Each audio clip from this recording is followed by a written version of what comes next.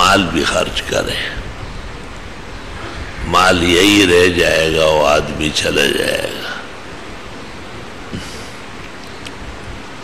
آخرت میں ان چیزوں کی بڑی قدر و منزلت ہے۔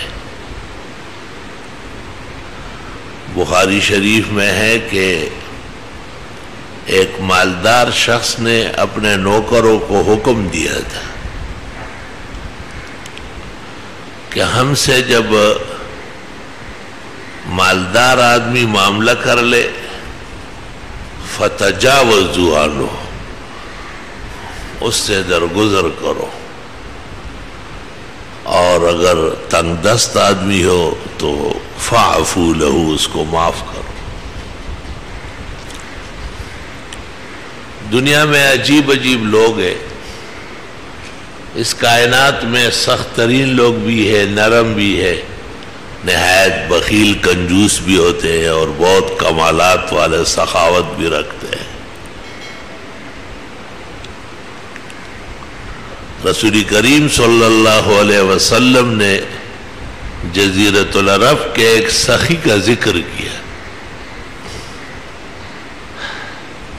کہ وہ رات کے اندھیروں میں، جنگلوں میں، خطرناک جگہوں میں اونٹ کٹوا کے اور اسے پکواتا تھا۔ راہرو اور مسافرین گزرتے تھے تو وہی آ جاتے تھے، کھانا بھی کھا لیتے تھے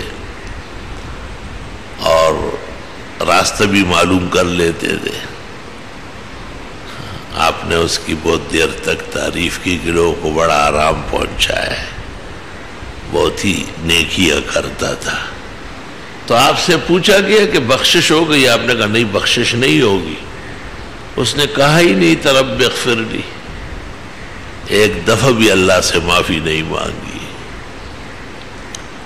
ایسے لوگ بھی نیکیاں کر چکے ہیں، کاش کہ وہ ایمان لاتا اور کہہ دیتا کہ رب اغفر لی۔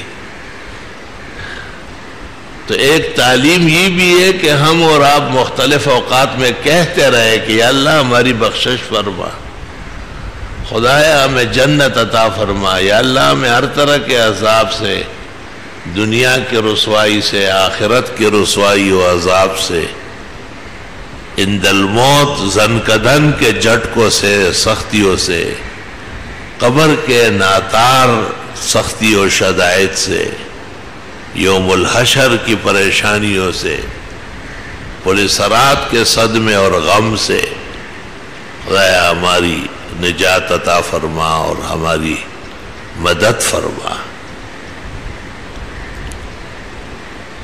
تو وہ آدمی جو بہت مالدار تھا اور وہ اپنے نوکروں سے کہتا تھا کہ مالداروں کے ساتھ نرمی کرو اور غریبوں کو تو معاف ہی کرو، مت مانگو ان سے، اللہ نے ہمیں بہت دیا ہے۔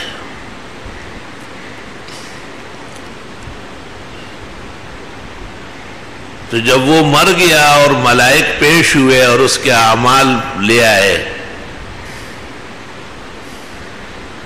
تو اس کے کچھ خاص نیکیاں اور تھی نہیں۔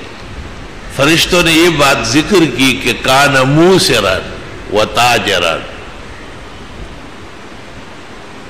فیخفف عن الموسرین ویتجاوز عن المعسرین، بخاری شریف۔ حق تعالیٰ نے کہا یہ تو میری شان ہے، لوگوں کو معاف کرنا، لوگوں کو مہلت دینا، لوگوں کو درگزر کرنا، اس نے میری صفات اپنائی ہے، میری شان یہ ہے کہ اب اس کی بخشش عزت کے ساتھ کرو۔ مال کام آتا ہے دونوں جہانوں میں، بشرطے کہ مال والے میں ایمان کا جذبہ موجود ہو۔